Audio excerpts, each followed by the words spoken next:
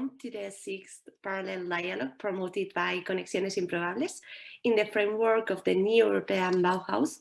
Under the title, What Will Gropius Do a Century Later? Conexiones improbables has organized a cycle of conversations that 5 of them took place last week. And today we have the sixth one on education and human development for sustainability. And tomorrow we will enjoy the last but not least one on digitalization, governance, and citizenship. My name is Begoña López de Aberasturi. I am a member of Conexiones improbables, but today neither I nor my organization will be moderating the conversation because each of these dialogues is being led by a different organization and expert in its field. And that's why today we have with us Anna Gunnarsson from Naver Science Center in Borås, who will be moderating the dialogue. Thank you and welcome, Anna. I'm very proud and a little nervous, I must admit, to host this event today with all of you. And I hope it's okay with everybody with the English because we have our international guests here. And if somebody has some trouble of any kind, feel free to write in the chat and I will try to take care of it. Practical things today is that we start with a round where you present about 5 minutes with or without a presentation about who you are, what you do for sustainability and for yourself and your occupation, of course. And then we move on to a discussion where I hope personally that you will bring out the essence of you in the sustainability part, where you think the development needs to go. Because what we're discussing today is actually what Gropius started thinking about long ago. That was how different fields can come together and be as one when we need to develop something new. And for sustainability and the Green Deal at the moment, we really need to come together. So that is why we're here. And the reason why this is recorded today is that it's going into the whole work of the Bauhaus field that we're in right now, so that this can be used for further impact in the future for Bauhaus reasons. So I just feel that we're going to have a good conversation and a good presentations, and that we also can be free as far as connecting to one another's threads that might come up during the conversation. I'm also saying that, yes, I did send out questions to you, but when reading those, you realize we're not going to have time for them all. But I hope that the ones that we don't have time for, that you can bring them out into other areas with other people that you meet and probably do something better with it.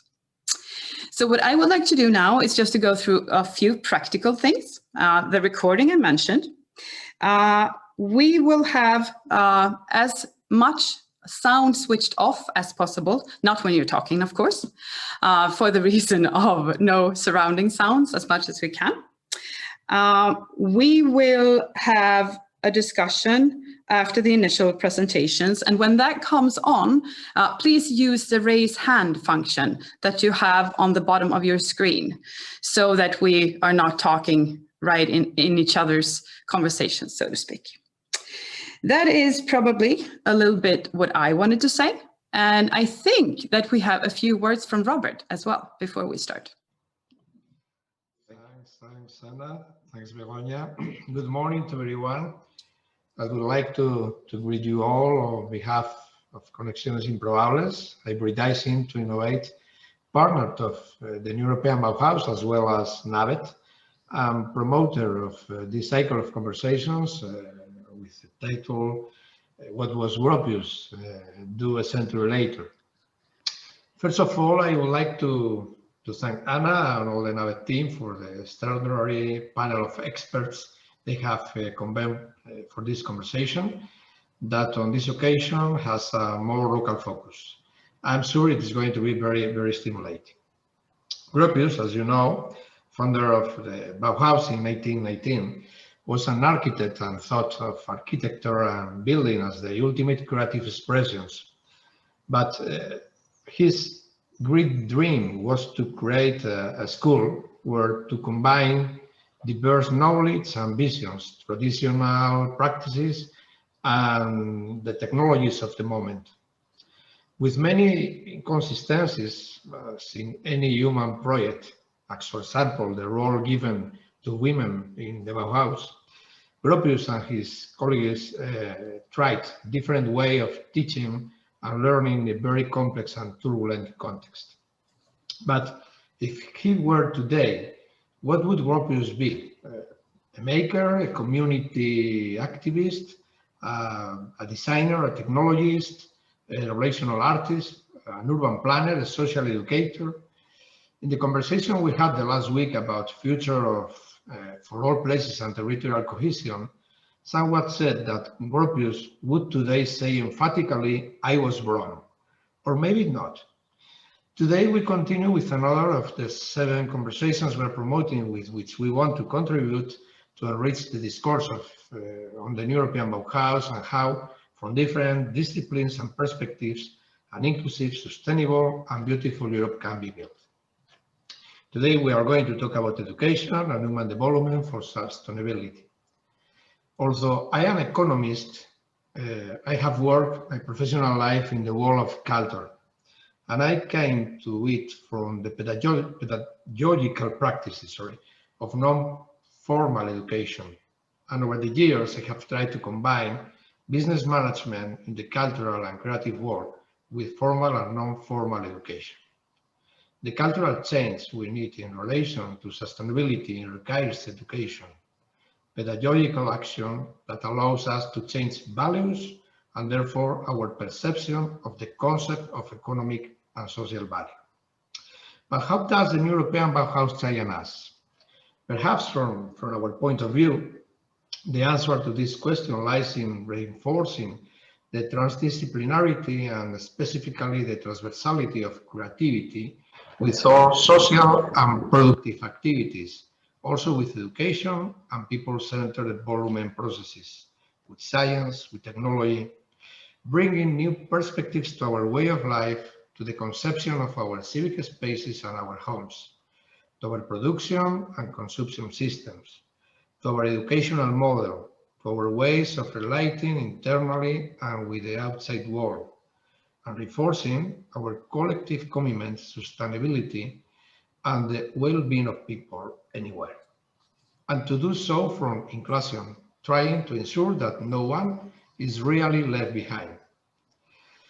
Then, how do we transform the European Bauhaus from an initiative into a social and educational movement that reinforces this idea? What role do we really want to play in defining how we want to live? How do we make education, the socialization of knowledge, the promotion of soft technologies and human development in general, instruments to make this future for all people everywhere a real one? I hope we can bring some ideas to this debate today. Finally, I would like to thank the different organizations that are leading the different conversations, such as Navet today, and the Basque government for its support in our task. Thank you again, and Ana, it's your turn. Thank you. I have put up an order for us to speak, and I have intentionally put Lisa Belfrage last because she is the representative from Naver Science Center. The next one, the first one up will be Kamran Rusta. I'm leaving the presentations of who you are to you because nobody can describe you better than yourself. So please start with that when you go on. The second one will be Åse Eliasson Bjurström. Third, Urban Strandberg. 4, Mary Jose, if she is in. Otherwise, we speak to David Sjöqvist. Then Ulrika Nilsson, Peter Serander, and finally Lisa. But before we start with those presentations, I would like to say from Navet's behalf that we're so happy to have you here, and also the reason why we applied to be one of the first partners of the European Bauhaus. That was because we felt that when we saw the description of Bauhaus, that it's exactly describing what we want to do. When we are creating different programs in the span between informal and formal education for sustainability, because that includes all people, not only people in school. It includes their teachers. It includes the elderly. It includes, as you were putting it, Roberto, everybody that doesn't, are not going to be left behind. We have young people who have left school, but are a little not knowing where they're going, especially not with their feeling for sustainability. And for all that, we have created something that we are calling Hubben, which is a meeting place for sustainability and creativity that you can take part in here at Navet. And Lisa will tell you more about that. But that is the reason, because we felt that that is sort of our local Bauhaus. But now I will leave the floor to Kamran, who will start our conversation by telling us a little bit about who he is and what he does. Welcome, Kamran. Thank you for inviting me. It's my pleasure to be here. My name is Kamran Rusta. I'm Associate Professor at the Swedish Center for Resource Recovery at the University of Borås. Swedish Center of Resource Recovery has a goal to add value to the waste. That's why we don't call waste as a waste, and we call it resource. We have 4 research groups in the Swedish Center for Resource Recovery, and 3 of them actually work with the technical aspects of the resource recovery in the biotechnology, polymer group, and energy recovery. And the 4th one, which is I am the leader of the research group, and it's called resource management. We are working with the interaction between the social aspects and technical aspects in the field of resource recovery. We are working with, for example, how to engage people in the resource recovery aspects, from the sorting the waste at home to even how to minimize the consumption. We are working how to introduce new foods and upcycle food to the people as a consumer, and all these aspects we are working studying in our research group. My passion, actually, I am originally from Iran. I came to Sweden 15 years ago, and it is interesting to know the concept of sustainability completely new for me. And now, after 15 years, I am the leader of the research in sustainability in Sweden. And this is how in education, how a system can affect the people to come through this type of the thinking and sustainable thinking. So my passion is I have a good collaboration with Navet, with different projects for the young children in sustainability. And it is my pleasure to be part of this conversation today. I hope I use my minutes good, Anna. Thank you. Sorry about that. Thank you, Kamran. And we will come back to a couple of those different areas that you mentioned later on in the conversation. And now I would like to invite Åse Eliasson Bjurström, and the floor is yours. Anna, I'm happy to be here and happy to meet you all. I'm Åse Eliasson Bjurström, and I work at Gothenburg University, but I always say that I have 1 foot in the formal and 2 feet outside. In informal and non-formal different organizations. So I would, at the university, I work as a drama teacher, and I work with intercultural learning, and I work at the Department of Sociology and Work Science. So it has a lot to do with power and structure and, all sorts of sociological issues. But what I would like to focus on and share is more what I do outside the uni, in the formal and in the informal and non-formal setting. So I have prepared 3 images for you, and I'll try to keep it short. Anna, please remind me if I am too. Yeah, I bet you will. Yes, we can go into that one. This image is a course. This is in Bodondo under the mango trees. It's a course called Intercultural Entrepreneurship for Sustainable Development, entrepreneurship / activism, I would say. And it's based on the assumption that we need different perspectives if we are to talk about a global sustainable development. And the epistemology in this course, the course was actually you were able to read it as a university course, as an informal study circle, or also take part of it it was connected to different networks, and so it has an overall network structure. And it was based on an Andean epistemology, because the Andean, the Bolivia, Peru, and Ecuador were quite strong nodes in this network. And the epistemology sort of focused the relationships between theory and practice, and the relationships between chaos and order. And here in Bodondo, we used a lot of drama, as I am a drama. So art has a central part. And art, as it has the capacity to hold different perspectives, it has the capacity to hold theory and order at the same time. So a lot of drama. And yeah, and this is Claire Mirembe. She's a beautiful adult educator, still working at the Bodondo Intercultural Center. They are thriving. This is Uganda, by the way, if I didn't mention it. And this is another picture. This is taken from this is just a small event that I did, but it was in connection to a big environmental conference here in Gothenburg in 2015.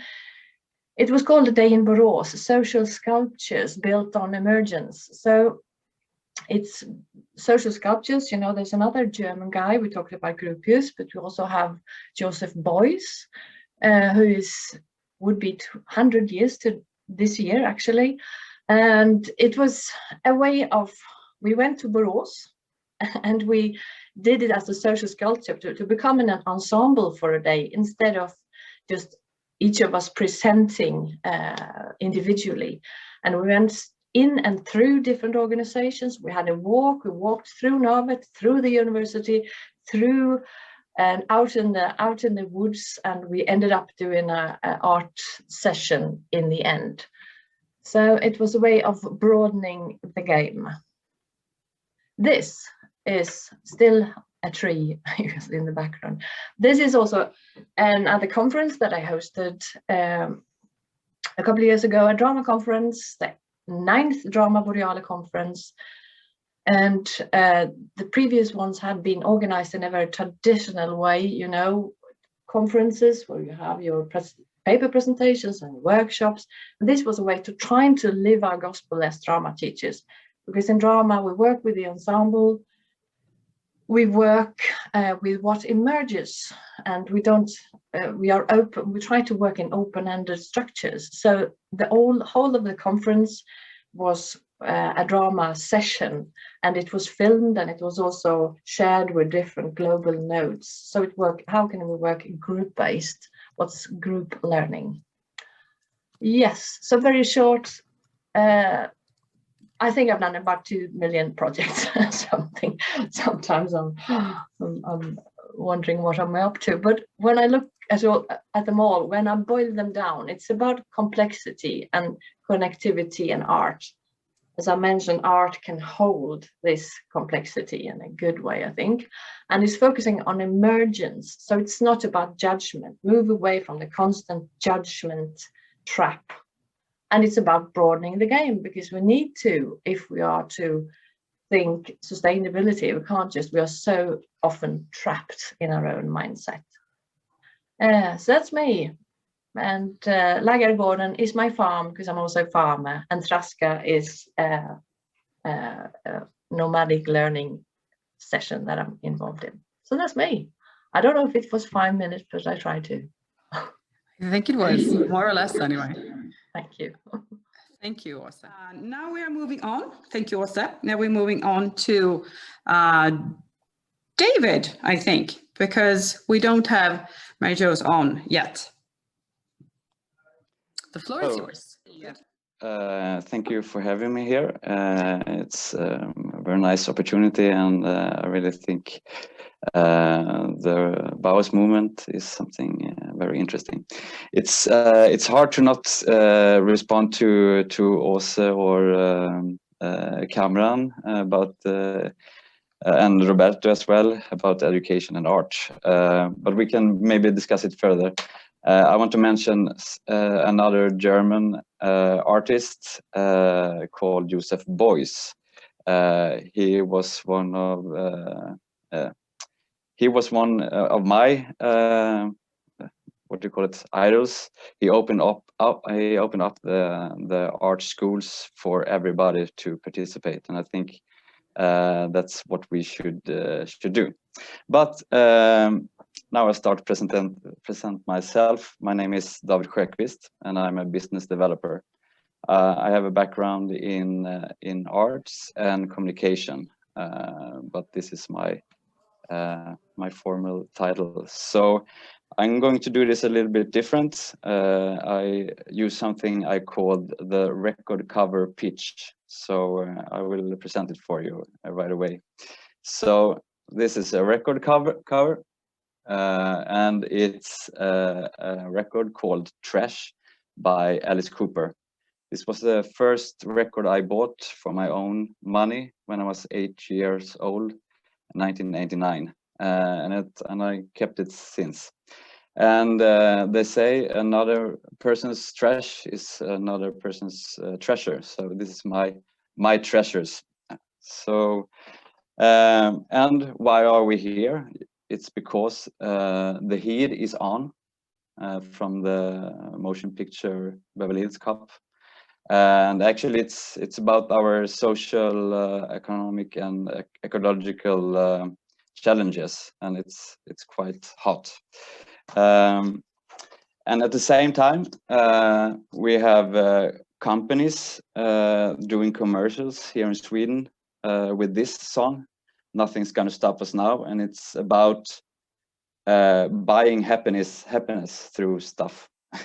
But I think we should reclaim this song for something else. We also have a great challenge with the robots. This is iRobot with the Alan Parsons project, also very good record. I cannot say they're taking our jobs, but it could be so. They can also be useful. But I think we have to do it in the right way and actually include and also taking people's lives seriously, because many is fighting against the machines in the labor market. So that's about that. And we also have our lives. We are supposed to live the lives that we want to live. So this is a strong human, and the album is called Living My Life. But I think we have to live our lives together and see our differences and stuff like that as a great way forward. So I actually feel like living in a tin can. This record actually quite funny by the Bee Gees. So I want to go outside. I don't want to sit tight in this kind of wheel that we are living in. So I want to create and make make others also be able to create. I think that's the key. The art has a very good potential, as also said. And we don't just want to be talking heads like here. It's important, but we also need some action. So this will represent that. But we are not the first fighting the climate or other rights. This is about animal rights. It's called Save the Whales. It's an initiative also from 1989 from Gothenburg. And so I'm representing Miljöbron, and it's if you translate it, it will be an environmental bridge. But it's not just the climate environment, it's also the social and so on. So I think this would be proper. It's a bridge over troubled water with Simon and Garfunkel. So and we have worked. We work with businesses, society, and academy to address our different challenges. And we are about to have this construction time again. And I hope we can construct this, our society and our world in a better way than we have done so far. We also have, I'm sorry if I have not the time left, but I'm almost done. This is a record called Another Brick in the Wall by Pink Floyd, and they're talking about the children that want the adults to leave the children alone. We don't need no education. In some way it's true. I felt a little bit like Greta when I was younger, but I didn't have the courage to go out and strike for the climate, or for my friends that I was about to compete in the labor market then. And also we at Miljöbron is taking worked together and produced Agenda 2030 lens, which we want companies and all of their employees to learn more about the global goals, the challenges, and also see business opportunities within that. And we have done this at Miljöbron since 1997, and that's when Barbie Girl came up. And it's also showing the development of records. Now this series is almost gone. We have more of the records, but there's still a market, especially in Japan. And I want to finish up with a song that's on Spotify. So I will send you the link afterwards and you can check it out by yourself. It's interesting to see the development from a physical product to actually the music that we can share, and they are sharing a lot of music. So thank you. Thank you for your time. Thank you, David. It's always refreshing with a different type of communication. And I realized that I have a lot of records like that in my cupboards that I now will bring out. So it was a good I thought it was a great yes. Place for that kind of. It was. Thank you very much for that. And now I realized that I did skip over you, Urban, from the order that I presented first. But now it's your turn. The floor is yours. Urban Strandberg, please. Thank you, Anna, everybody, for joining this morning session. It's really a privilege to be with you. I'm an associate professor of political science at the University of Gothenburg, so I've been teaching and doing research for many years now. And in a very multidisciplinary way, I have been collaborating with researchers from almost every discipline, and also trying to find collaborators outside the academy, not least artists and people dwelling on the aesthetic dimensions of knowledge. But today I'm here because I want to present a new organization which was co-founded by myself and my dear friend Cecilia Malmström, the former EU commissioner, and that is the organization called International Youth Think Tank. And I will share the screen with you and walk you through a complex figure showing what we are trying to do. So in the middle of this, you could see that there is the heading, Policy Proposal Development, and under that, it's said that this is a learning process through youth fellows, open deliberations with decision makers, laymen, and scholars. So this is all about asking 18 to 24-year-olds to come up with policy proposals on how to sustain an open and democratic society, because we think that is we're living in dangerous times, that when the openness and when democracy is threatened, So we are setting our hopes to the 18 to 24-olds coming and give good ideas on policy proposals. I will walk you through this. This you could see as a method of changing society. So if we start at the bottom, we have an annual International Youth Conference. That entails that we have an open call. So whoever lives in Europe and is in the age of 18 to 24 could apply. And this now presently is the application window opened just a few weeks ago, and we shuts in August. So we have run this process for 2 times, and this year is the 3rd time. So we invite some 20 to 25 people for a conference. This is not a typical conference. Maybe you should call it a workshop, because it's a very dedicated process. We ask the people, the 24, 25 persons, that, well, after 4 days, you are expected to deliver policy proposals, as you can see, as the first step in this process. And to take some examples, the first year conference, 2019, one of the proposals was to implement citizens panels all over Europe and the world to broaden up the political representation through citizens panels. And in last year's conference, one of the proposals was to come up with a global charter for truth, because there is a truth crisis, our conference participants are saying. And one part of such global charter would be to implement a journalistic immunity, giving journalists the same status as diplomats. So to mention 2 tangible examples. After 3 months, here we are, the 3rd step.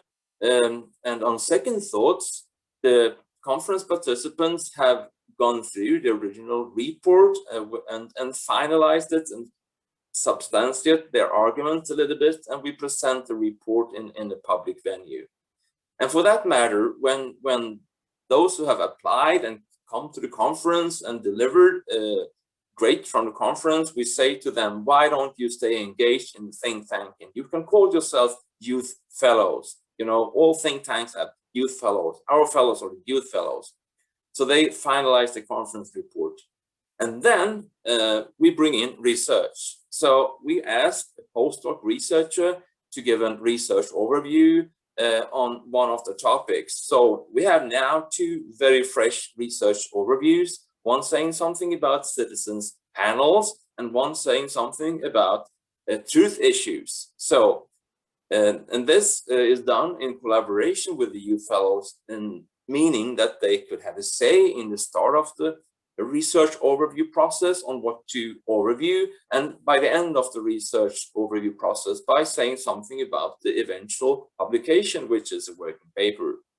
When this is done, we say to our youth fellows, why don't you now, on second thoughts, when taking in the knowledge from the research overviews, why don't you think through your original proposal on citizens panels or a global charter for truth? And why don't you write it up as a policy brief? Because if you want to have powerful people of the world, they are asking for brief text, and a policy brief is the typical thing. So why don't you learn to write a policy brief? Then this is a peculiar thing of the model. More people apply to the conferences than we are capable of inviting. Those who are not in the conference, we ask them, why don't you be on our European Youth Panel, entailing that we every now and then will send you a barometer set of questions so that you could feed in your ideas. So now, just presently, we have had 2 rounds of such a panel, first asking very principled questions around citizens panels, and also very theorized questions about truth issues. So when writing the policy brief, they also take into account what comes from this much broader group of youth. Now, this is maybe the most innovative thing, if I may say so. We also want to broaden up and ask citizens to give their view on the proposals. So to be very specific, this Wednesday I go to the city district Lövgärdet in Gothenburg together with 2 youth fellows, and we are welcomed by a so-called city district meeting, which is a group of citizens who meet every Wednesday to discuss, well, things in their lives. And they have offered to give their views on our policy proposals so that we would bring in another layer of experiences so that finally we have sound policy briefs that our youths could present in different venues, and hopefully they will, well, change the world. That is to the better in a democratic and an open way. So what has this to do with art? There's so many things that could be said on how we bring in aesthetic methods into this work of ours. I could only mention one thing because time is running. The 2020 conference, that is last year's conference, which came up with a final conference report with 10 proposals. I have now challenged the youth fellows and said to them, why don't you pronounce the 10 proposals, not in slides, not in words in a report, but in images?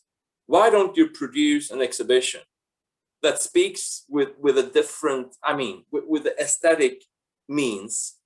Do an exhibition made mainly with images, and they are so happy about this. They will start to draft it themselves. Then they will open up a competition, inviting whoever want to compete on expressing the proposals and images. We will have the final part of this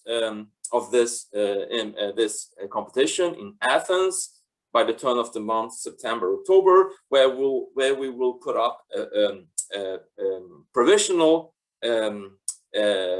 wall on a square where people could come and post images as part of this competition. So this is one example of how we bring in aesthetics in our way of producing democracy promoting proposals.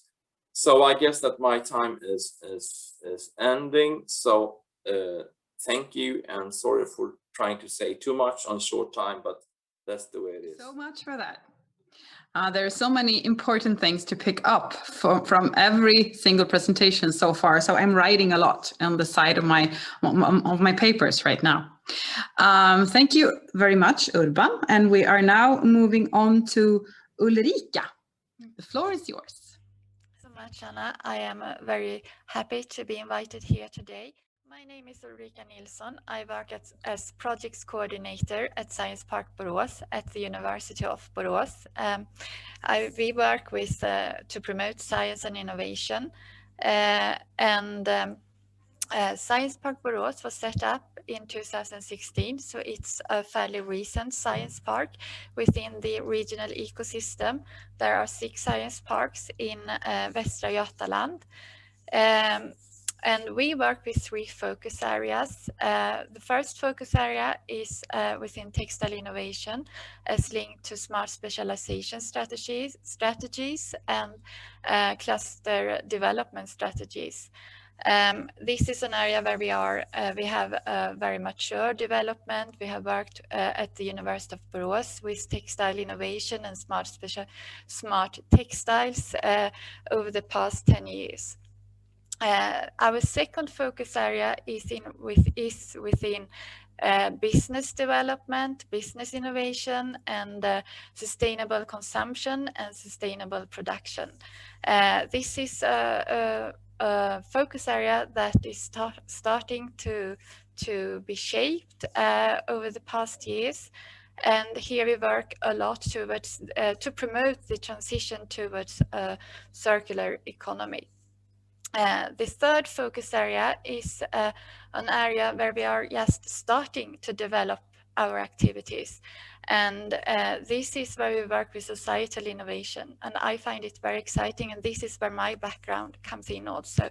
My background is from in politics, and my knowledge area is from the start within democracy and democratic participation and democratic civic deliberation. And I have also worked with culture. I recognize a familiar face here is Roberto Gomez. We have worked before in Gothenburg with the development of creative business, I think I recall. This is an area where we have also recently joined the Bauhaus partnership, which is very exciting for us. And this is where we can see how we can develop activities and how we are very curious, and we look forward to learn how we can contribute as a partner for innovation and societal innovation towards the development of the new movement within the Bauhaus framework. And yes, I think I should stop here. Thank you so much for inviting us today, and I look forward to the conversation. I just would like to say also that I thought it was really exciting to hear also about Strandberg's introduction of the youth think tank in democracy. It was really, really nice to hear about. Okay, thank you so much. We will get back to a lot of those areas, I think, that you are touching upon in your work, and also the future of Science Park. Thank you so much. Now we move on to your colleague, actually, Peter Serander. Peter, the floor is yours. Thank you, Anna. Happy to take part. This is going to be really interesting. So how can I present myself? First, I'm a collaboration coordinator at the University of Borås. So that means, what is it? It's usually a lot of contacts need to be coordinated, like can we get in touch with students in this part of a field to make collaboration projects and so on. Could be with researchers or just university to university also. So that's one part of my work, and the other part is working with Ulrika, as you said, at University of Borås Science Park Borås, and in that area, I have worked with a field around sustainable consumption. Recently, a project called Kvarterets konsumtion in Swedish. Kvarter is a block, a building block. And consumption. Maybe I come back to that a little bit short. So that's what I work with at the university. My background is more into the, maybe sometimes Rick and I get into discussions about this. It's very interesting. Also connected deeply, I think, into the Bauhaus initiative. My background is in construction industry, and it's easy to say then, oh, it's the hard things, the structure, the buildings. So I can share a picture maybe here. Let's see. There you go. So this was one of my projects before I left the industry. And what is a structure? Well, there's a lot of people living in this this housing project with flats rented out by the city-owned company in a quite small cities village actually, and this village was also taking part in the project that I was talking about sustainable consumption. So the things happening inside the rooms, the walls, or around a housing block and so on is very interesting, because that's where things happens, and that's where you meet people and people meet each other. To share just one picture from this project, it's in Swedish, I'm sorry, but it says "Ortsanda som får att hända," maybe local spirit that makes it happen. In this project, it was a lot of talk about sharing economy and so on in this projects that worked with young adults. So we came up with ideas about how can we actually, in houses that you saw, create structure both in the fields of supportive apps and so on, maybe so that you can share your things, but also how would the structure look like. We looked at the shopping districts, how could they develop. We looked at when you do things on your free time, you usually bring a lot of stuff. How can you get that close to where you use them at the lake, at the skiing area, and so on? But at the end, we also ended up talking about this, because there is seeds that are good ideas, and how do they flourish in a society. In this project, it was mainly smaller cities and villages involved. So how could this idea flourish? And we ended up in round table discussions with those cities involved, and worked our way out from the citizen through the civil society out to the city organization and organizations around that. I'm not going to say much more about it, but it connects somehow, I think, to I wouldn't say battle, but I was part of a discussion earlier in the Bauhaus initiative, and it seems like what I can hear is that we move in between, as I see it, the physical areas that we are in cities, in villages, in rural areas, and so on, and this not so physical dialogue discussion about how can we make things happen, and that's what we try to present in this kind of complex picture. You see my contact details down below there. Thank you.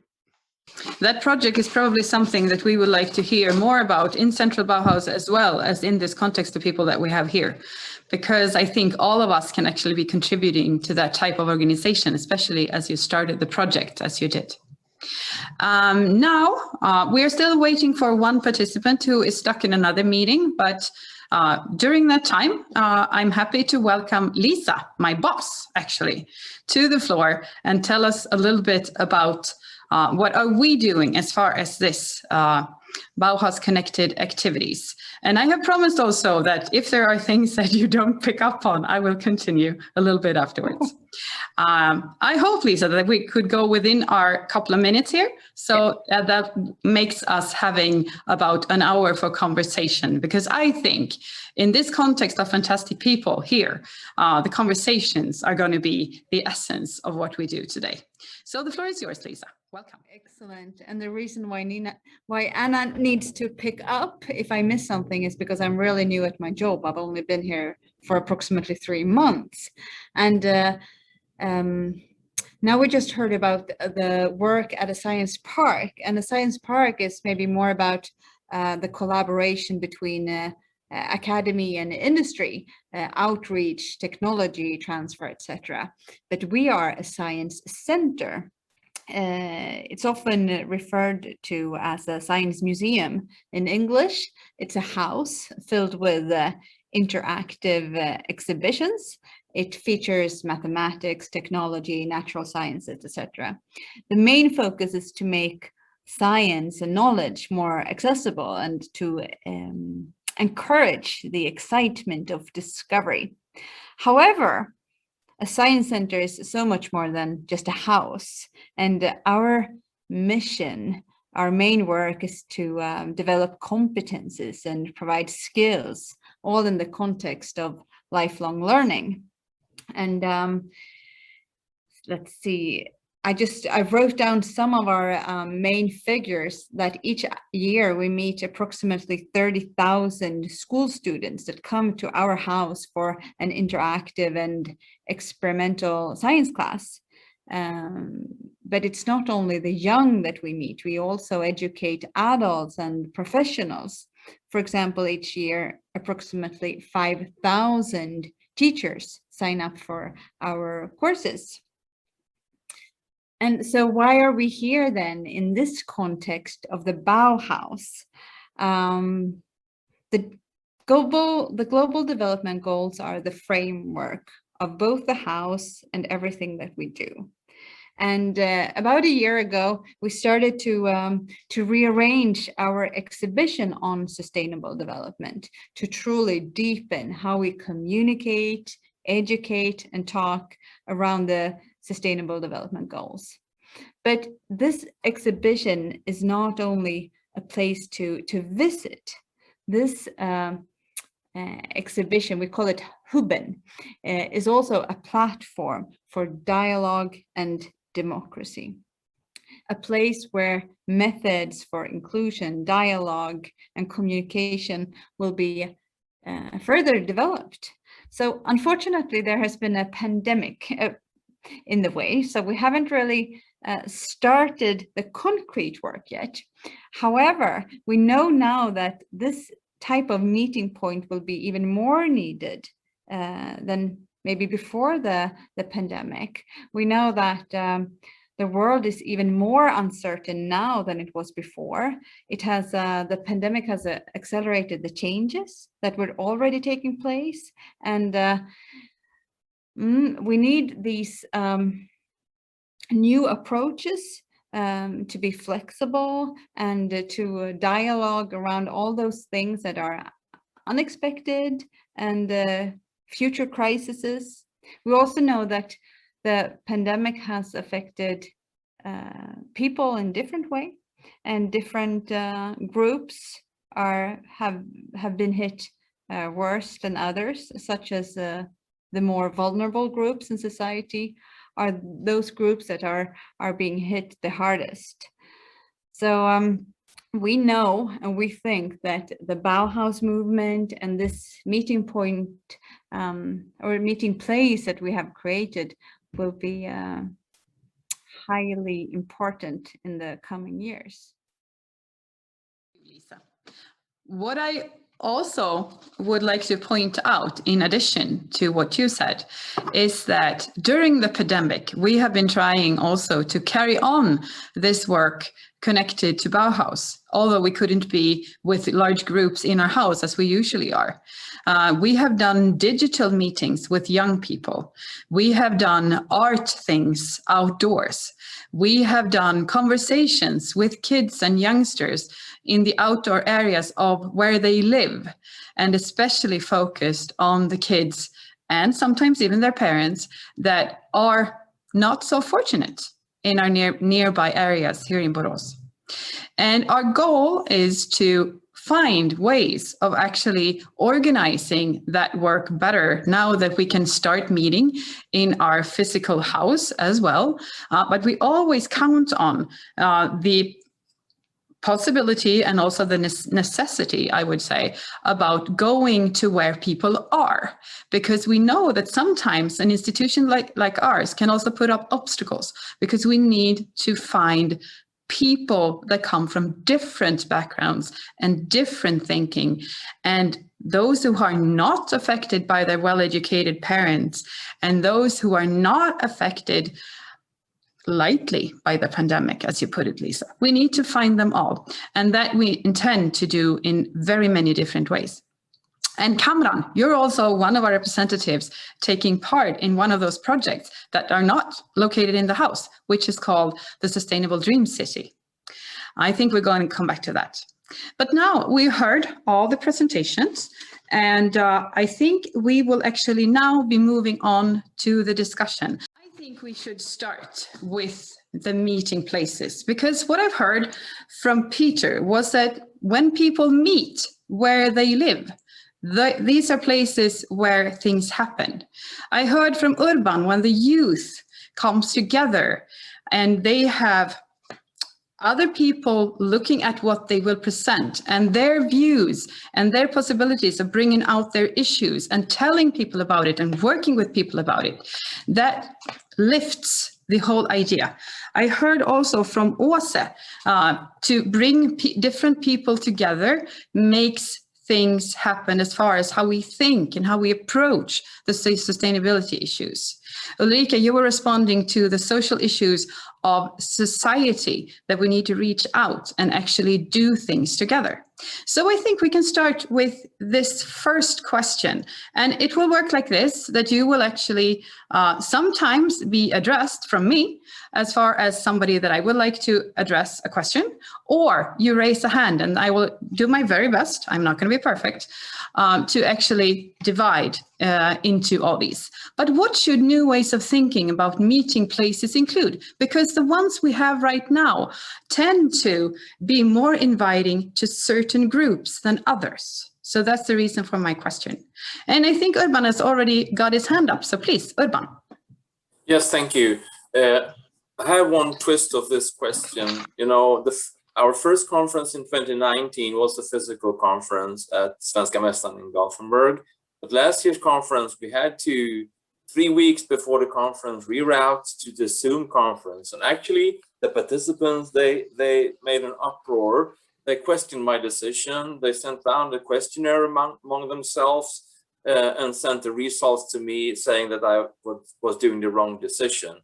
That was really painstaking, but I had to convince them, and they came because they were saying we are suffering from Zoom fatigue and we couldn't meet once again in such a way. But they did. They came, all of them, and they made stunning results, at least equally stunning as the conference the year before, which was in a physical way. Anyway, I discovered a few months after the conference that this dear group, they were meeting one another on Sundays over Zoom, socializing, expanding their arguments about the democracy promoting proposals, but they were also starting an arts project, a letter writing project, meaning that, the handwritten letter which they send between them, so the letter is longer and longer and longer. So, well, I think that this is an example of maybe it's not the physical place that does the trick, but it is.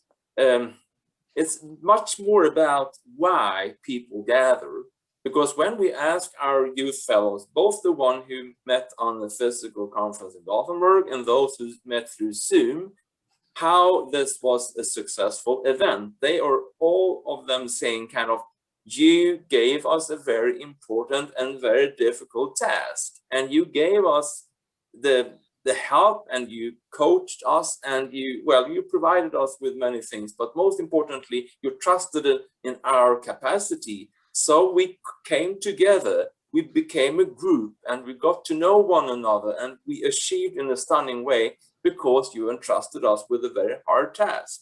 So I think that it's much more important to ask why should people come together than how, I mean, the physical, or for that matter, the Zoom-based or whatever online format. So ask more about why should people meet, and trust them with very difficult tasks and give them help on how to handle the task. Then you would experience great innovations in the social and intellectual and aesthetic performance, I think. Thank you so much. What I pick up from that is actually the support and trust and expectations, especially of our youth, because that is also something that we see here, and sometimes in contradiction to the formal school. But I'm not going to go on to that because I can talk about that for hours. So I instead let in Kamran, who I think was first raising his hand. Kamran, please. Thank you. I just wanted to thank Urban for the point he mentioned, and I completely agree. I wrote here before that as Urban said, why people should meet. I read it, to create the needs for meeting. It is more important we make a meeting place. So, and if we think like that, if we think why people should meet, then we can use all the opportunities, all the places as a meeting place. So, and this is the thing we should maybe think about the future. We don't need to make the place, and we call it meeting place. Maybe we have to think about that. The flexible places, that's why people, as Urban said, and the needs of the meeting for these places. Thank you. Thank you so much. And when we're thinking about these meeting places, I guess that you also in the background say that those sustainability working places are in central of all this, because that is at least what we are thinking. And I know also that you have been working a lot with that connection, have people meet for sustainable reasons. So the floor is yours, please.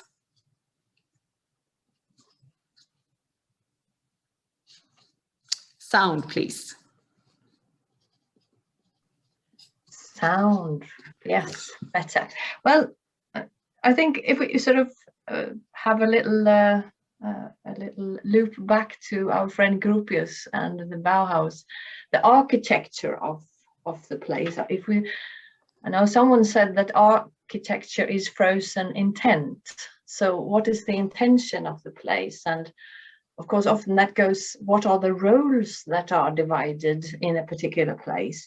And I like to see it as playing fields. Of course, if you come with your bowling set into a football pitch, there's a problem. So what are the expectations on the place? What are the actions that will take place there? So as you saw in the pictures, I work a lot outdoors because that is sort of a mutual away pitch for us all. That we all should relate to, but the intent of the place is not frozen as an architecture it's more open in that sense. And of course, I do thoroughly agree with both Urban and Cameron when they say that you can't really force. There is a genuine interest. If matters matter for us generally, then we talk and we meet. So it's not producing and it's not gathering people for alibis to sort of have you as an alibi for my project, but the actual needs of people. So that was what came up. There's a lot, of course. Yeah, of course. Say in this matter, but I would try to as I said before, we could stay on this meeting place discussion for the next time that we have together, but I think we need to skip on to some. I'm going to let Lisa in as well. Thank you. I'm also a big fan of what Urban said about really trusting the capacities of the voices of these young people. And I'm also a big fan of really listening to the needs and the challenges of people, and not to create topics or alibis and dialogues that doesn't matter, if to be honest. However, though, I think there is a scale, and that there are different levels, and that some people, and especially those who doesn't participate, maybe they need to practice, maybe they need a context that is easier, that is not so academic, that is not so challenging. So we need both. So yeah, that was my thought. Thank you, Lisa. And that's also something that I think about a lot, because we have groups that we would like to meet more, that we would like to have more involved in anything in society, really, because we have a democratic view of who we reaches and how and why and everything. So before we move on to the next topic, I would like to have a few of you say a few words about how can we encourage people around us from all different age groups to actually take part, because from Navet's point of view, our only like 100% tool is schools, and that's mainly formal education, because there we know that we can reach everybody who is in a class that actually comes to see us. But when you move out of school, even just so little out of school, then it's much harder. So my question is, how can we encourage people to meet, especially over the borders, all of those borders that are there? How can we encourage? Excuse me, I am not available to raise my hand in the Zoom. Then scream. Okay, then I'll scream. I raise my hand the traditional way. I sorry. also saw if I don't know if you want to stop sharing. It's good with the questions. Yes, but I will. then I think okay. I just wanted to say that I think that a lot of people from different ages or other are occupied with life, and we all have different views of how our life is taking place or how we want to live. And sometimes we are so much occupied our time in just to fit into our society and how it works. So I think in a social artist way, we should address those kind of questions more. So how could we take that time that is needed to maybe educate ourselves, or looking for jobs, and just looking for places to be where to fit in. So I think if we can work more with those social issues, more people are available to participate in the conversations.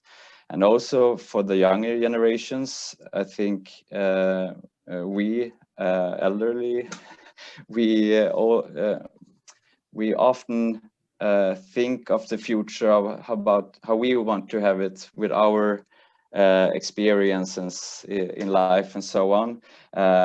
My mother comes from Austria, and we used to take the car every summer to Austria, and I thought for myself, I want to relive that travel, go to the German Autobahn and go off to the gasoline station and smell the smellings. And then I have combined it with the joy of meeting my relatives, but it doesn't have anything to do with the actually road or the car. It was just, but I connected those together, and I think it's hard for us, especially we are a little bit nostalgic, to not do stuff that we used to do it. I will stop there. It was a little bit maybe off topic, but and also the youth. There is a lot going on the internet with gaming and so on. So, and I think a lot of young people actually are talking about this with the majority of people not knowing that they actually what they actually do or talk about. So, thank you. Yeah. Thank you so much, David. I'm really sorry for not seeing your hand. What I think from what you said also is that we really need to talk to our young ones. And that's, of course, the plan in a meeting place like ours at Navet, because now when we can open up, we can have even more groups doing things and meeting each other and everything. So that is absolutely necessary, because we don't have the same pictures. We don't have the same arenas. We need to be developing that in a good way. I think now I need to let in Ulrika as well. Thank you so much, Anna. I was listening to you all, and I think about the power of social innovation amongst citizens, and I think about the citizens' initiatives and the need for new meeting places and perhaps coordination to help the transformation of civil society to participate within the Bauhaus movement. And we talk a lot about within the science parks area about demand-driven innovation processes that comes from business innovation, or maybe something that we need from a business perspective. But what happens when we turn this around and start to think about citizen-driven innovation processes for social development and societal development? And where do we have this democratic place for the citizens to support citizens' initiatives all the way from bottom up to top down, and vice versa? And I think that Urban's initiative to work with the youth is very interesting, but I think that we are just at the beginning of creating those places.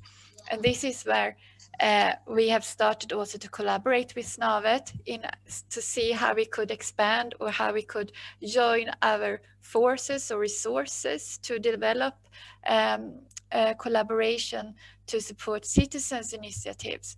And for me, citizens' initiatives are of different character. They are, of course, policy initiatives, and you could help citizens and include them in policy development on social issues, on the circular transition, climate change and equality.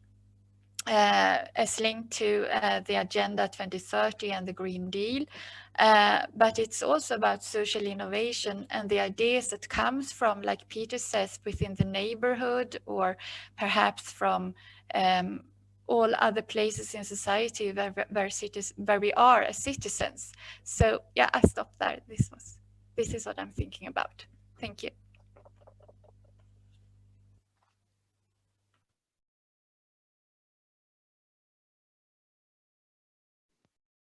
I think you said something, Anna, but we couldn't hear it. I had background sound here, so I had to switch myself on. Next one up is Urban, please.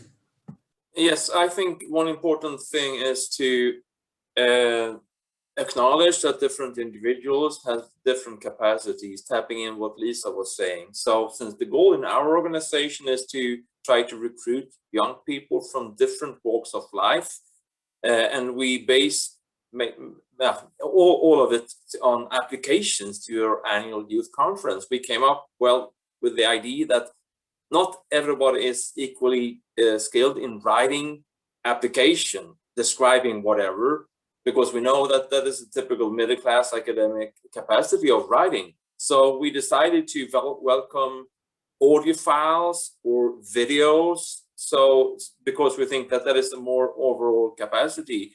And it's spelled out very well, I think, because we have a variety of expressions when people present themselves to our conference in the application round. So I think that is something to think about, acknowledging different means of communication which are individually unevenly distributed. So the broader variety we have, the better we could hope for a broad representation, and that every individual would find his or her way forward. So I think that is something important. Thank you so much. I know now that Boris wants to go on the floor as well, and you will be the last one on this topic, so please. Yes. Thank you, Anna. Just a quick contribution on my side. I was thinking about the work of the foundation Fitzcarraldo to think in terms of interdisciplinary way. And I was thinking about how to engage people, how to bring them to places. And it was about this breakdown on study of audience development. So we have audience by habit, audience by choice, and audience by surprise. And I think it is an interesting insight. So I can share the information on the chat. And the second item was about the French philosopher Michel Foucault. He had an extensive study on prisons and punishment, saying that in former historical society, we used to see the punishment on the public square, and now we have prisons in which punishment is hidden. But I think that we can do the same thing about education, because if we bring education into the broad light, in the public space or in a shared space in which we can actually see the process, we can actually see education happening, I think it would be a good example to bring other people doing it. Thank you. Thank you so much for that.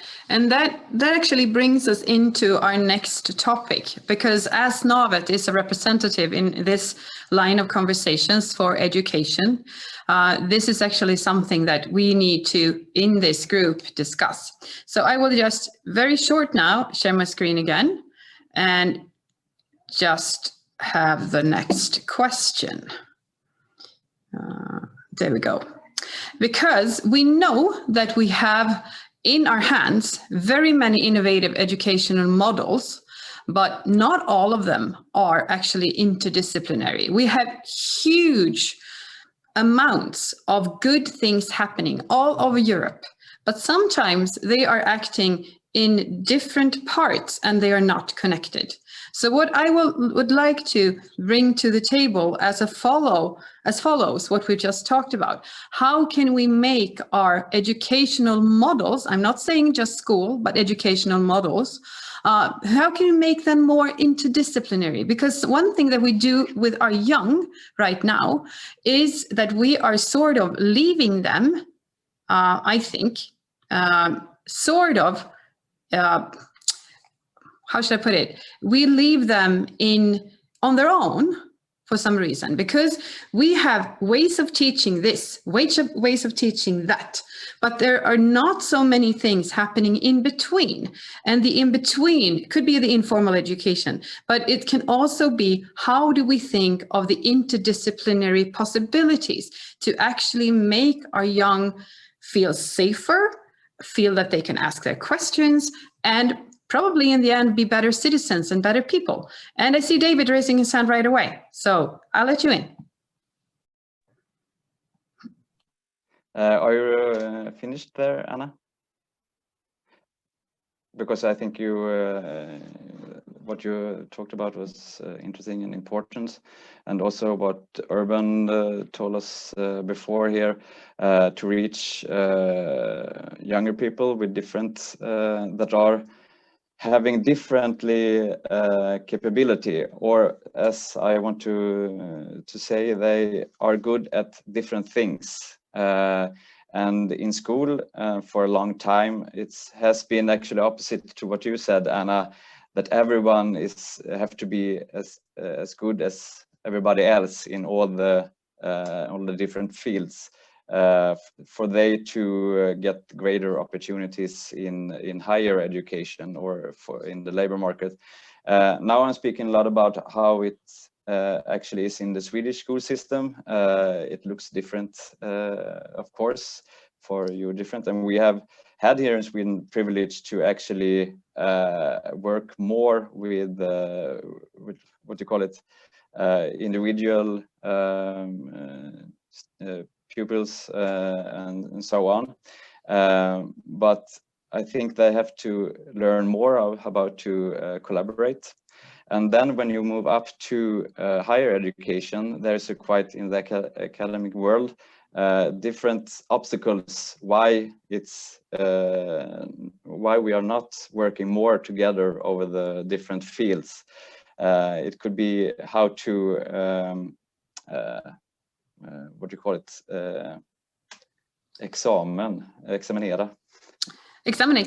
Examinate, yes, and you do it within different disciplines. So that in that point it's hard. But we at Miljöbron have worked since '97 with connecting students with companies. So they are actually doing sustainability projects within their integrated within their education outside at the businesses. So it is getting used right away. But over the last years, we want to improve the work that students actually meets within those with these challenges and work together, because it's very interesting point of views from the different educations. So thank you. Yeah, thank you. And then you touched upon a question which is crucial, especially when it comes to our older students that we meet at Navet, is that you need to meet the real world. Because if we just make up issues for a young to work with in school, then they're not going to take it seriously. And that also touches upon what you said before, Urban, about giving the trust, the possibilities to the young ones to actually create what they feel is important. And in my opinion, at least, we need to make the informal and formal go much more together, because our young ones need this. It shouldn't be, I would say, a reason to be successful in this that you have taken part in Urban's groups. It has to be something that you will touch upon during your education part of your life. Urban, please.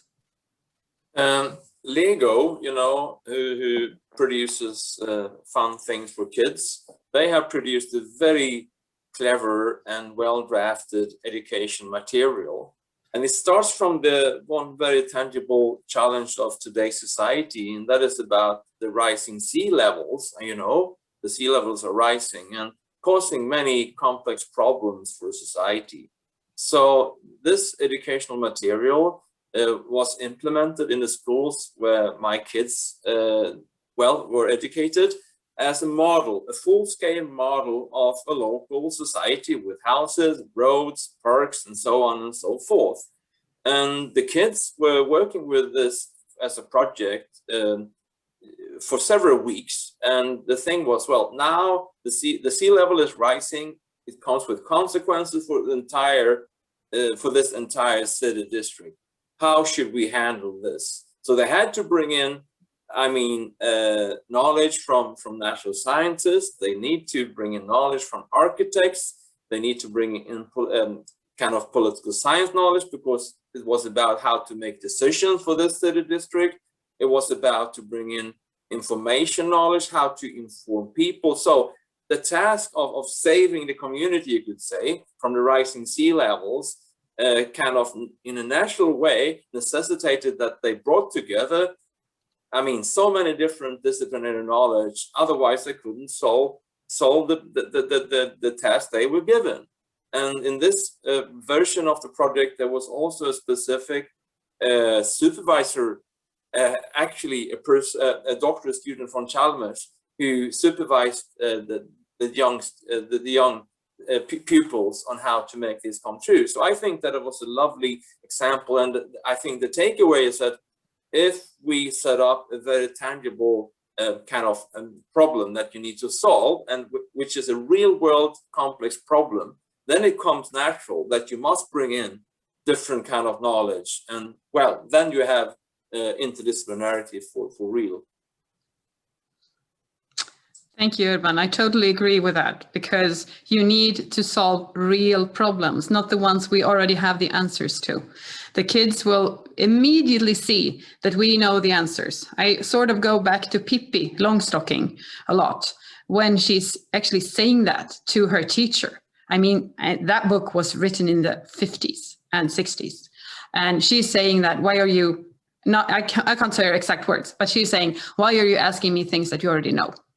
Kamran, I'm going to bring you into the discussion without now, and I know also that you have raised your hand, but I'm bringing in Kamran anyway, because I would like you to say a few words in connection to good examples.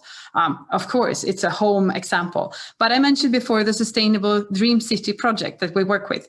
And what, in your opinion, is the essence of that being a good project for kids to work with, which is not connected only to formal school?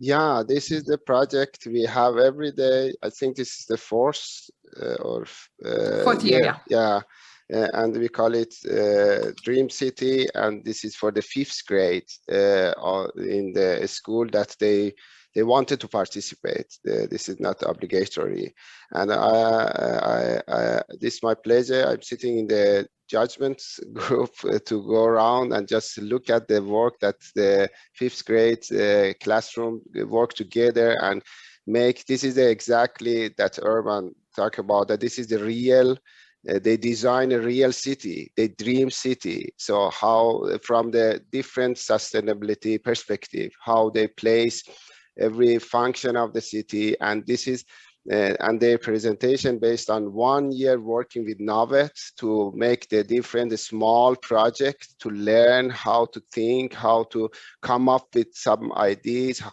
how to think out of the box. And when we look at their presentation, we see the different aspects of the sustainability from the 5th graders, and this is the very good example how to deal interdisciplinary and multidisciplinary in a real project and involve the 5th grades in this concept. Thank you. Åsa, I hope I didn't skip too far, so you forgot sort of what you thought when you raised your hand. So I think it's still, there are still some remains somewhere in there. Thank you. Yeah. Now, I'm just thinking about when we talk about interdisciplinary or trans-structural issues, it's so much a process-based issue. It's not something that. So it's the quality of the process, the openness of the process, because we're going into the unknown, hopefully. That's the point of being different and being not knowing. So it's a social sculpture, again, if I go back to the the one that you also mentioned, David, which is social voice, that we do not know, and it's the interaction in between us, and how is that structured? And of course, if we are into, as I am highly critical, I have written about that, so that's quite obvious, about the university structure, about the commodification of knowledge and the sort of watertight issues that has been identified since the 1960s, the huge barrier that university education can be. It's so much in the trap of that we are judging already known existing knowledge and not really challenging, and we need to do that. So the openness, where you are, like in a drama improvisation, you go into the unknown in relationship to the others. It's the ensemble when you don't know, and you can't really imagine the end of it before you go into it. And as soon as you do, as soon as you have the answer, as you were referring to, Pippi, you lose the process, you lose the interest. And then when it's not genuine interest, like in the course in Bodundo, of course I couldn't know. I was in charge of a course that was running in 12 different countries in all the continents. How was I supposed to know how it would turn out? What were the interests?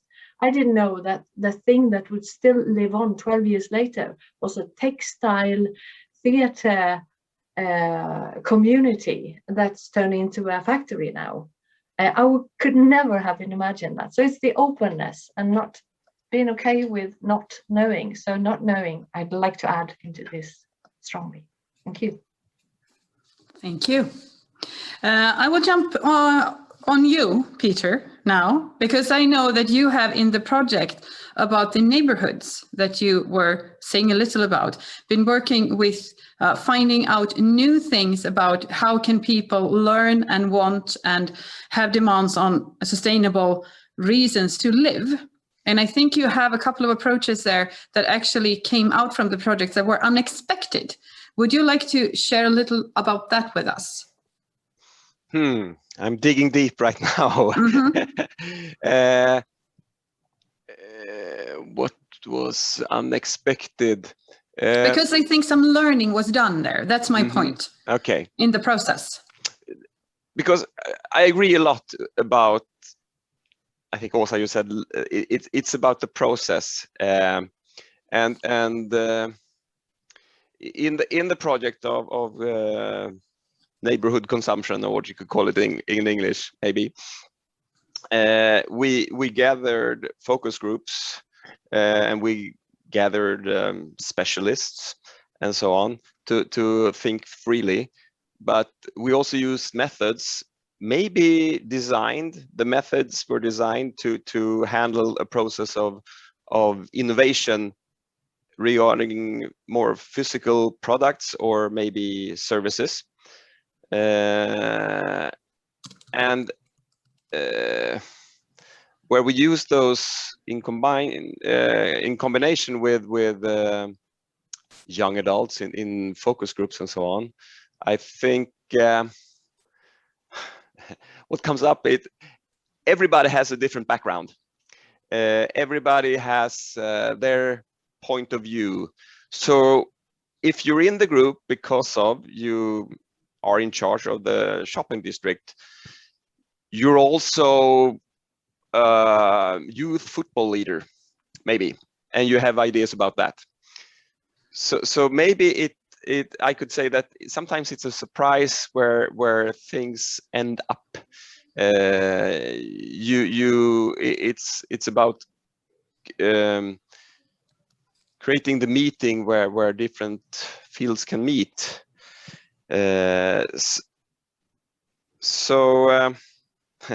What were the surprises? I guess it was that we tried to use the design methods to be very wide thinking to start with, and then in a double diamond process, as maybe some of you have used,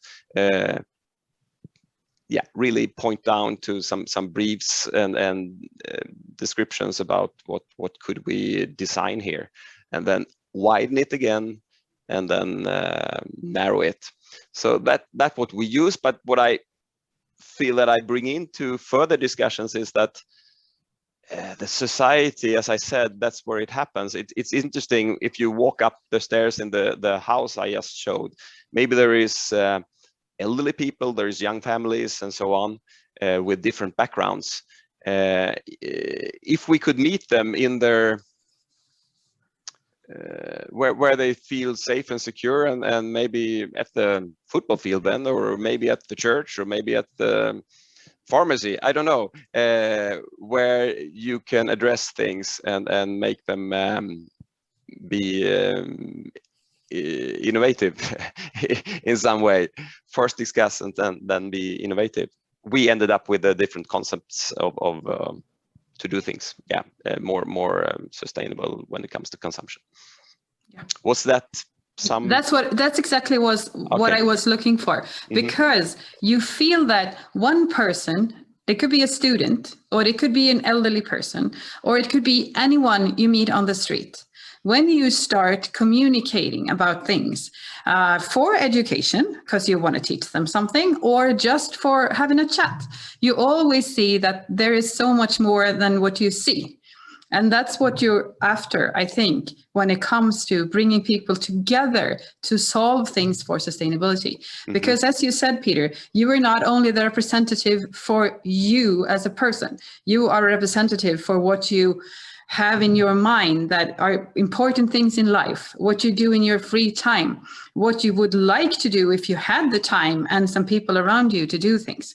So I think we actually need to have that in mind in our thinking about sustainability, the drive for the future, that we can actually sprinkle our goodies around if we're allowed to meet in cross-sectional meeting groups, or cross-sectional activities, or even just activities saying that you're welcome as you are. You don't have to know this and that and this and that, because that is borders. That's what actually my point. Don't put up too many borders. We need to make interdisciplinary thinking a wider perspective than just saying, if you work with science, then you should work with social science as well. That's way too narrow in my mind. Thank you so much. I think we'll have time for one more question, actually. So I will share my screen again. Let's see here if that happens. There we go.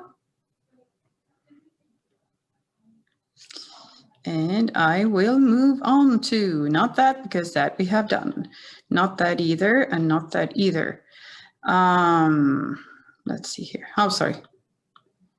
I think we will go to the lifestyle thing, because what we have been discussing is who people are, and we make choices all the time. And what I would like to bring out, what kind of knowledge do we think that people will need to make a sustainable transition possible?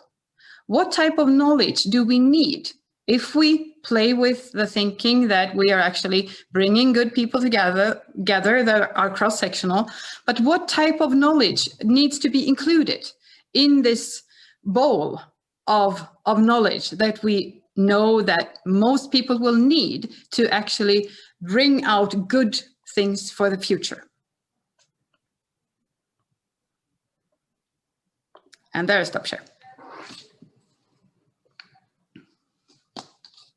The reason why I put that there as a question is that we feel that there are so many issues that we can address going from the Agenda 2030 that we actually need to narrow down a few things that are hugely important to start with.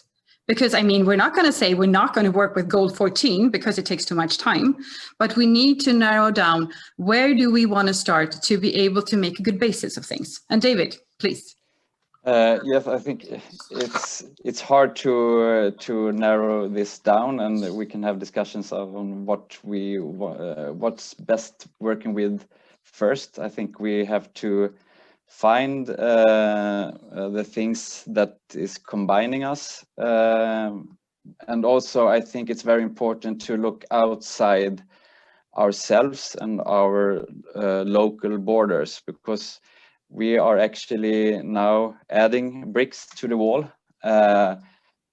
thinking that we are saving ourselves, but ourselves, what is it? We are forgetting the people outside the wall. And I think that global perspective, that the climate changes and the different, what do you call it? Injustices, that is. Yep. And there, I think it's very important what Åse is working with drama or dance or art in other forms, that we actually can try to feel and be another person or in another situation. So that role play is a very, I think, important thing to everybody. For us adults, the young ones are actually very good at it at the lower age, but then they lost the ability to, or the playfulness. The playfulness, and I think we don't. It's not far away back in ourselves. We can dig it. It's not so far within us, actually, to be more creative. But actually, we can build a wall, and also addressing the higher sea levels. But we don't know in the future what kind of climate changes or other challenges we are going to address. So if we actually work harder with those that has it worse than we are, or have more problems with their different challenges, then we are actually helping ourselves. And I think everybody in our privileged societies have to know that. So that is what I want to. That's the kind of knowledge I want everybody to have. Thank you very much. Urban, I will let you in. It's a very hard question, very important question, because on the one hand, I guess that well, realism, a typical adult saying, we need to be realistic when we are trying to change society, because we couldn't do a revolution. And that is, I mean, there is some truth in that, which I think is important. At the same time, we need to be capable of viewing future. I mean, things that doesn't exist today. I mean, we must be capable of drafting an alternative societal model, and we are capable of doing that. So we need to be free in our fantasy enough to try to invent, I mean, partly new ways of living, broadly speaking. So to have a combination of the kind of realism and the non-revolutionary perspective with a revolutionary perspective at the same time. And I think that it could be conducive for such a combination to train young people, and ourselves for that matter, in what we call kind of the generic capacities. I mean, learning on how to think, learning on how to acquire knowledge, be it aesthetic knowledge, be it scientific knowledge, because then every individual could kind of, well, could take the best out of the realism perspective and the best out of the fantasy future-oriented perspective by themselves reflecting upon, reflecting upon different facts, reflecting upon different propositions. So train people to think themselves, to handle this combination of realism and a fantasy future-oriented thinking. Thank you. Hugely important. Cameron, you're next, please. Thank you. I agree this is a very hard question, but I think we use in our research is like a global perspective, and I think education it's not just the formal education. I mean, it's not just in the school, but if we can have both formal and informal education. When somebody take a job and have opportunity to work, is going to learn too many things in the job and the occupation. And if this perspective and thinking of sustainability and inclusion and integration should be in the all the part of the system that we are talking about, the education. And we think globally, as David said, and think about out of ourselves, so all of us, I mean, and then we can act in local and use this type of the education in the way that systematically use this type of the things to make a routine and habits for everybody as thinking in sustainable way. So I think maybe it's a way to change many things in future. Thank you. We need to make new habits that actually become sustainable as a basis. Yeah, thank you. Lisa, please. Thank you. This one was the hardest so far. What do you need to know? And I realize I am very traditional. For me, it's important to have basic school, to finish school, not to quit high school, but to finish. And and it's really hard to know what foundation comes at the very, very bottom. But one of those foundations is the feeling of matter, and that your voice matters and you can make a change. Is that a knowledge? It sure is. Because if we're talking to young people of today, we know that there are too many who don't think that their voices are actually as good as other people's voices. And that is something that makes me as a teacher so depressed, because you feel that that's what you want to give your young ones, not depending on what they're interested in, but depending on who they are as a person, to have the feeling that I can make a change. I might want to make a change in a smaller field, but I might want to be the president in the future. But it shouldn't matter, because you shouldn't feel that one is worse or better than the other, because then it's actually making a difference in a negative way, I would say. So if we can come to the conclusion that our young ones, our old ones, our in-between ones will be learners for life, and that is a good thing to be, that you're never sort of done with anything. And that's also one of the reasons why I've been pushing pretty hard as far as when we have creating Hubben, the meeting place here at Navet, that I hope that the things that we work with there should never be done, because it should always be things to develop, new people to encourage, new things to learn, new topics to bring in, new fights to have, new obstacles to come over. We need them all, because otherwise we won't take the learning to a new perspective. But one thing that I would finally want to throw out to you, we're gonna finish pretty soon, but just a small one, is that sometimes we do feel in informal education that for this encouragement of really making a difference in your life, not only in school, is really something that we need to work on. Because somebody said it before, that there are formal demands in our school system, and I'm not saying only the Swedish school system, although many of us are within that, but also other school systems. But sometimes I feel that there is a huge gap in between those for the encouragement. Many schools do it, but we still have a gap. How do we go over, or how do we if there is a problem with this gap, How do we address it so that we can lift up more people to actually do better things and be believed in? That's my final question. Maybe somebody wants to respond to that. I think we are in the right direction, but it could also go reversed.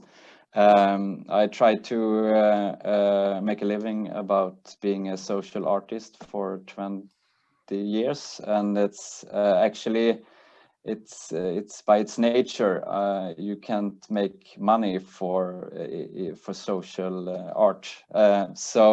But now I can actually, as a business developer, I can use that in a way, and being a designer for a sustainable future society. And I think also very many professionals or fields that you can work in, we don't actually know that they are existing. So believing in the younger and encourage them to do what they are interested in, I think it's a key. So I'm looking forward for even more for that to come. So thank you. Thank you. What I've heard is a wish for more diversity in how the kids and the young ones believe in what they can accomplish. Did I get you right then, David? Yeah, actually it was the same thing that you talked about. So, No, not the same. Different view. Thank you. Okay, thank you. Some final comments? Peter, please. Sound. There you go. I participate tomorrow meeting teachers at the folkhögskola. What's that in English? Elderly education, but they are young adults. Because young adult education, yeah. Because the teachers there are interested in how did you work in this project, Kvarterets konsumtion, that project I talked about. But when I understand in the discussion, they are more interested in the process because they want to use the process.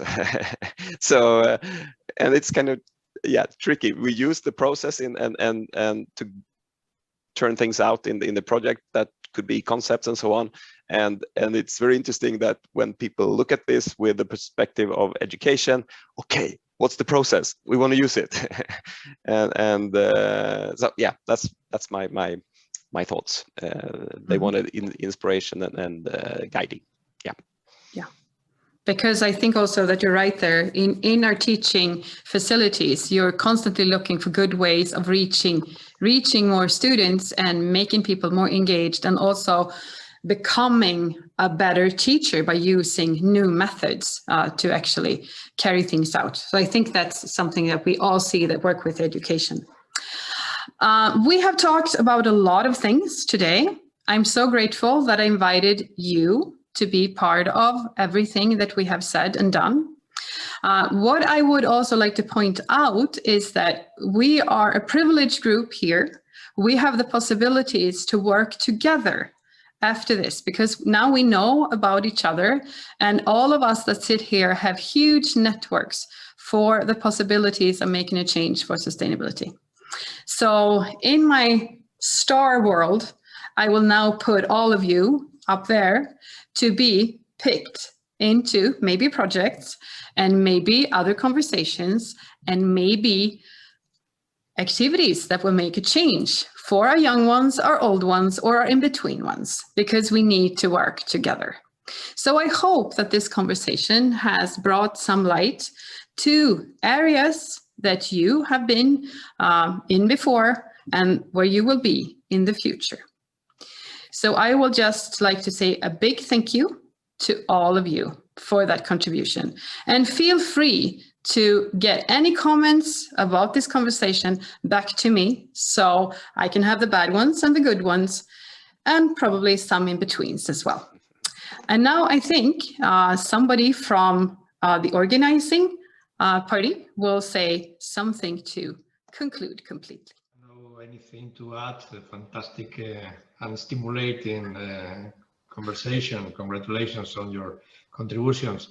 Perhaps Begoña wants to say anything about Yes. the tomorrow panel. Yes, thank you, Roberto. Just to let you know that you have some information and links on the chat, so maybe you want to check them because they are in relation what you have spoken about. So maybe you can check the chat later. And I don't have much to say. Just that the first and the most important thing is that I have to thank you, as Roberto said, for all your participation and this fantastic discussion on such an important theme as is education. And honestly, I really enjoyed the discussion, even I do not work in this field. You have answered many questions that I asked myself when I was a student, and that I still ask myself, because we are constantly learning and gaining knowledge. So yes, I really enjoy the conversation and listening to you. So thank you again. And I just want to remember that, yeah, to you participants and to the audience that is watching us, that tomorrow we are holding our last conversation. I'm going to share my screen so you can see it. Tomorrow, the conversation will be around digitalization, governance, and citizenship, and it will be led by Sander van der Waal from Back Technology and Society. You have the link on our website and on our social media, so you can attend by streaming by that link. And by the way, also you have to know that we are using in our social media the hashtags Gropius 2021 and the New European Bauhaus, so you can tag us in everything you want to. You want to say something about today's conversation, so feel free to do it. And by the way, remember also that we are holding a final conversation or final reflection on the 22nd of June, and you are all invited to attend the conversation. Even the active participant is going to be Anna.